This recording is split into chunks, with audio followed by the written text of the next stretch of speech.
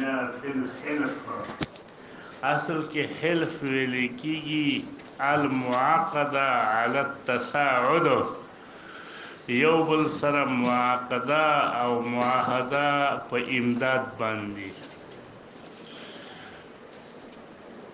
حدثنا حميد بن مسعدة قال حدثنا يزيد بن زريع قال حدثنا حسين المعلم عن عمرو بن شعيب عن أبيه عن جده أن رسول الله صلى الله عليه وسلم قال في خطبته بخبل یو خطبه کې داسې ویل تقریر کې چې اوفو بحلف الجاهلیه پورواله او کوي پاغه معاهدو معقدو چې تاسو یو بل سره کړی دي په جاهلیت کې، خو معنا دا ده چې التي لا يخالف الشرع،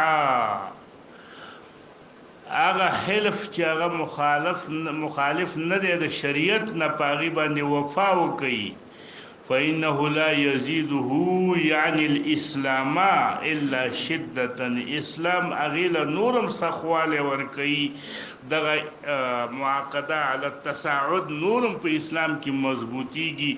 تاسو چې په جاهلیت کې کړه دي نو اسلام کې نه زیاتیږي هغه کې مگر نورم سختواله. خو ولا تحدثوا حلفا في الاسلام، ولا تحدثوا حلفا في الاسلام د دې معنا دا ده چې لا تبتدعوا حلفا في الاسلام، بدعت م جوړوي م پیدا کوي بدعت معاهدي په اسلام کې.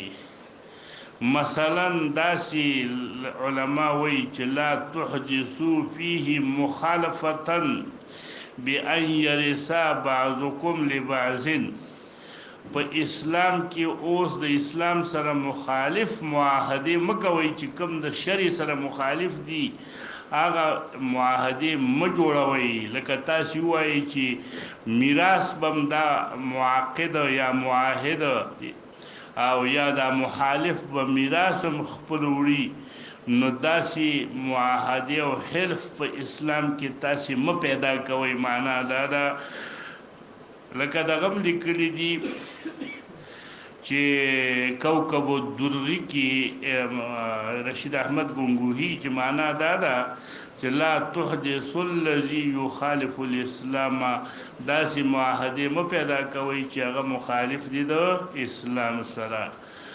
هغه یو ترجمه بلم کړی دا ویدل ته دا لا تحدثو کې دا نه په معنا ده عدم احتیاج سره ده، یعنی چې تاسو محتاج نه استئ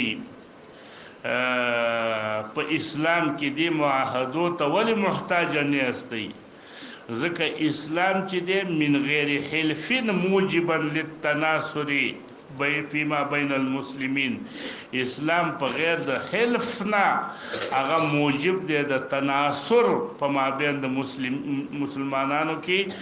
نو تاسو ته د حلف څه حاجت دی؟ حلف خو جاهلیت وختونو کې خلکو کوو چې هغه به یو بل سره تناصر نکو، یو بل سره به تساعد نکو.